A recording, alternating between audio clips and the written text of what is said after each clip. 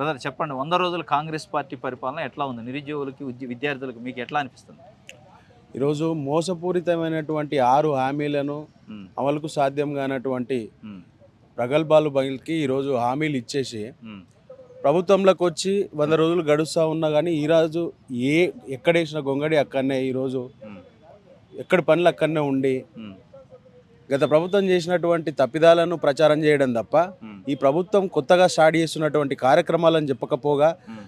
కొత్తగా ఇస్తున్నటువంటి ఉద్యోగాల నోటిఫికేషన్లో కూడా క్లారిటీ లేకుండా ఈరోజు డిఎస్సి ప్రకటించి మళ్ళీ తర్వాత దాన్ని డిలే చేసే క్రమంలో మళ్ళీ టెట్టును అనౌన్స్ చేసి గత ప్రభుత్వం ఇచ్చినటువంటి ఉద్యోగాలను మాత్రమే భర్తీ చేసుకుంటా ఈరోజు మందికి పుట్టిన బిడ్డను తాను ముద్దాడినట్టు ఈరోజు రేవంత్ రెడ్డి యొక్క ప్రభుత్వం పనితీరు కొనసాగుతూ ఉన్నది.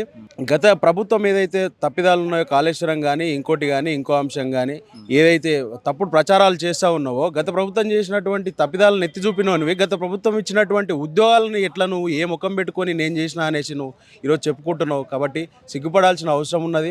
100 రోజులలో ఈ ప్రభుత్వం అట్టర్ ఫ్లాప్గా మనం చూడొచ్చు. కేవలం వీళ్ళు ఇచ్చినటువంటి 6 గ్యారంటీలలో కేవలం ఒక మహిళలకు ఉచిత బస్సు అనేది ఒకటి మాత్రమే అమల్లో ఉన్నది. అది కూడా పూర్తి స్థాయిలో లేదు. ఈరోజు ఆ గతంలో ఒక ఏరియాలో ఫర్ ఎగ్జాంపుల్ ఒక 100 బస్సులు తిరిగే పరిస్థితి ఉంటే ఈరోజు 50 నుంచి 60 బస్సులు తిరుగుతూ ఉన్నాయి. కాబట్టి గంట సేపు నిలబడితే కూడా బస్సులు వచ్చే పరిస్థితి ఈరోజు ఈ రాష్ట్రంలో ప్రజాపాలన లేదు, బొంద పాలన లేదండి. కంప్లీట్గా ఈరోజు వాళ్ళకు అవగాహన లోపితమైనటువంటి ఈరోజు కార్యకలాపాలు అమలు చేసుకుంటా గత ప్రభుత్వం చేసినటువంటి తప్పిదాలను ఎత్తి చూపడం తప్ప వీరు కొత్త కార్యక్రమాలు తీసుకొచ్చి ఈరోజు ప్రజా ప్రయోజనాల కోసం ప్రాతినిధ్యం వహిస్తున్నట్టుగా కనిపిస్తలేదు. ఓకే, ఇప్పుడు ఈ 100 రోజులలోనే 30,000 ఉద్యోగాలు ఇచ్చిన వాళ్ళు చెప్తున్నారు. ప్లస్ అది మీరు పాత ప్రభుత్వం వేసిందని మీరు అంటున్నారు. కానీ అది అది పక్కన పెట్టినప్పటికీ 1 ఇయర్లోనే 2 లక్షల ఉద్యోగాలు నింపుతూ అన్నారు. ఆల్రెడీ 100 రోజులు అయిపోయింది, ఇంకా 9 నెలలే ఉంది. ఎట్లా పాసిబిలిటీ ఉందా అసలు? నేను అదే చెప్తున్నా. అసలు అమలుకు సాధ్యం కానటువంటి హామీలు ఇచ్చి జనాలను కన్ఫ్యూజ్ చేసి వాళ్ళని టెంప్ట్ చేసి ఓట్లు దండుకొని ప్రభుత్వంలోకి వచ్చారు వీళ్ళు. లక్ష ఇప్పుడు గతంలో 2014 ఎన్నికల ప్రచారాన్ని సందర్భంగా నరేంద్ర మోడీ కూడా దేశవ్యాప్తంగా తిరిగి సంవత్సరానికి 2 కోట్ల ఉద్యోగాలు ఇస్తానేసి ప్రగల్భాలు పలికి ఈనాటి వరకు కూడా లెక్కలు తీస్తే ఈ గడిచిన 10 ఏళ్లలో ఈ దేశానికి 20 కోట్ల ఉద్యోగాలు బాకీ ఉన్నది కేంద్ర ప్రభుత్వం. అవును, ఆ విధంగా చూసుకుంటే వాళ్ళు కూడా సాధ్యం కాకుండా వాళ్ళు ఎట్లయితే ప్రగల్భాలు పలికి వాళ్ళని కన్ఫ్యూజ్ చేసి అబద్ధాలు ప్రచారం చేసుకుంటూ చేసిరో వాళ్ళ తరాలని ఈ 2 కేంద్ర జాతీయ పార్టీలు ఏకమై వాళ్ళ తరాలు వీళ్ళు వీళ్ళ తరాలు వాళ్ళు అబద్ధాలు చెప్పుకుంటా ఈరోజు జనాలను వంచిస్తూ ఉన్నారు తప్ప అది ఎట్లా సాధ్యమైన అవుతుంది అనేది కూడా క్లారిటీ లేదు. ఈనాటికి కూడా ఒక్క చిన్న ఎగ్జాంపుల్ ఏంటంటే రేవంత్ రెడ్డి గారు గతంలో ప్రతిపక్షంలో ఉన్నప్పుడు 28,000 టీచర్ ఉద్యోగాలు భర్తీ ఉన్నాయి, ఖాళీలు చూపిస్తున్నా అనేసి విద్యాశాఖ నుంచి ఒక రిపోర్ట్ తీసుకుని వాళ్ళు డిస్ప్లే చేసి ఆ రోజు మాట్లాడారు. మరి ఈ ప్రభుత్వం వచ్చినాక ఏమైంది? 11,000 ఉద్యోగాలు ఎట్లా నోటిఫికేషన్ ఇస్తారు? కాబట్టి వాళ్ళు చెప్పిందే కదా ప్రతిపక్షంలో ఉన్నప్పుడు వేకెన్సీలు 28,000 ఉద్యోగాలు టీచర్లు ఉన్నాయి అనేసి ఆయన చూపెట్టిండు ఆ రోజు. అవునా? మీడియా ముందర ఇట్లా పట్టుకొని చూపెట్టిండు.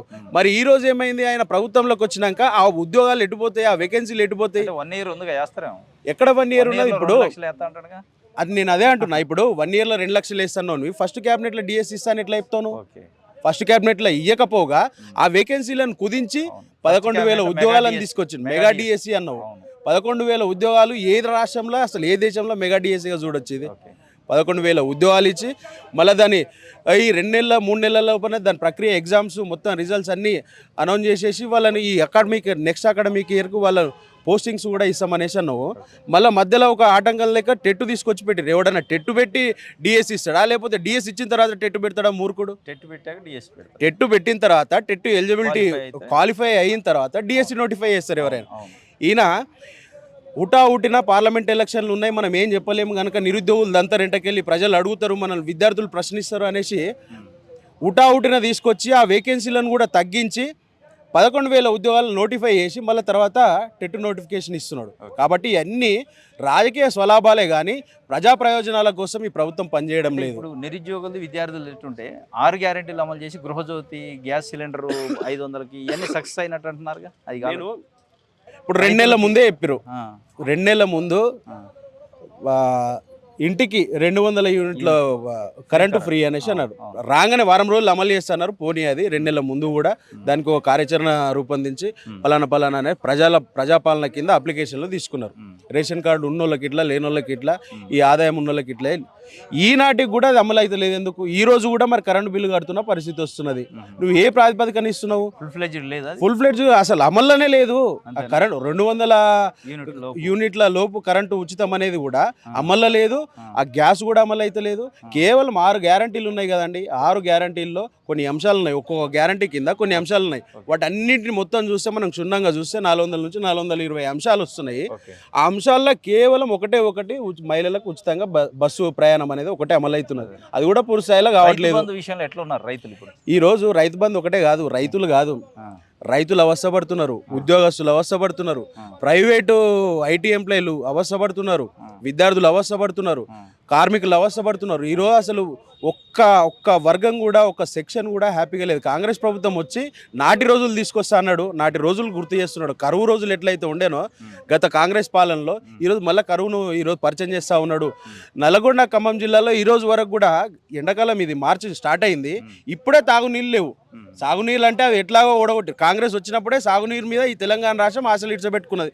ఆ కాళేశ్వరంలో 2 పిల్లలు బొంగిపోయినాయి అనేసి వాటిని సాక చూపెట్టి ఈరోజు మొత్తం పంటలకు మొత్తం నీళ్ళు ఇచ్చుడే ఆపేసిండు.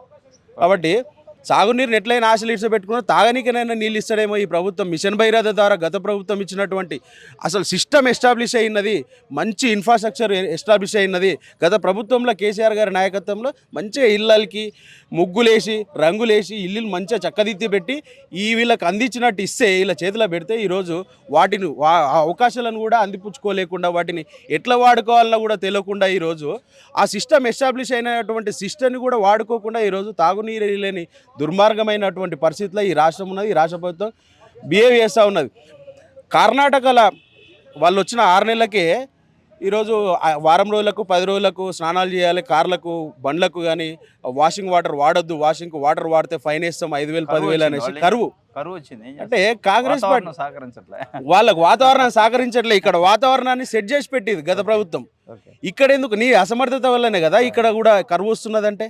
కాబట్టి మొత్తానికి 100 రోజుల పాలనకి ఎన్ని మార్కులు వేస్తారు? 100కి ఎన్ని వేస్తారు మార్కులు? అసలు మార్కులు అనేది ఎక్కడిది? Utter flop show. 100 రోజుల ప్రభుత్వం అనేది అటర్ ఫ్లాప్ షో. ఇది ఇట్లనే ఇట్లనే కంటిన్యూ అయితే ఇది ఎన్ని రోజులు ఉంటుందో ఈ ప్రభుత్వం అనేది మనం చూడలేకపోవచ్చు. ఇక అసలు మళ్ళీ ఉద్యమాలు స్టార్ట్ అయితే డెఫినెట్గా అవుతుంది. ఇప్పుడు పార్లమెంట్ ఎలక్షన్లు ఉన్నాయనేసి ఆగుతున్నారు జనాలు కూడా, లోపల కుమిలిపోతున్నారు. పార్లమెంట్ ఎలక్షన్లు అయిపోండి, ఈ ప్రభుత్వం ఉంటుందా? అసలు దీని మీద యుద్ధం చేస్తారా, తిరుగుబాటు చేస్తారా? మీరే చూస్తారు. Okay, thank you.